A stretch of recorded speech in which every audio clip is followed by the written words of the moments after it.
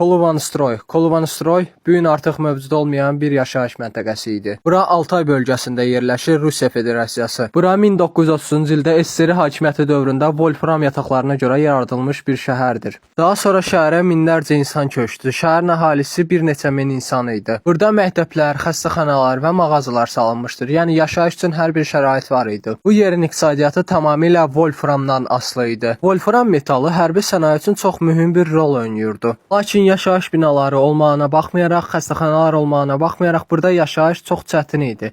Həm hava soyuq idi, həm yerləşdiyi yer çox uzaq idi, həm də işlədikləri yer insan üçün çox ziyan idi. İnsan orqanizminə böyük bir ziyanlar vururdu. Lakin oranın işçiləri çox tez-tez ağciyər xəstəliyinə yoluxurdular. Çünki işlədikləri yer sağlamlıq üçün çox ziyan idi. Burada işləyən işçilərin böyük hissəsi isə cavan olaraq dünyasını dəyişirdilər. 1960-cı ildə şəhərdə olan mədən tamamilə bağlanıldı. 1980-cı ildə isə ora tamamilə tərk edilmiş bir hala gəldi. Bu gün bura sadəcə bir xarabalıqdır. Bura sənaye ilə yaralanan və o səbəbdən də tamamilə yox olunan bir yerdir. 2013-cü ildə isə şəhərdə mədənçilərin xatirəsinə heykəl quruldu.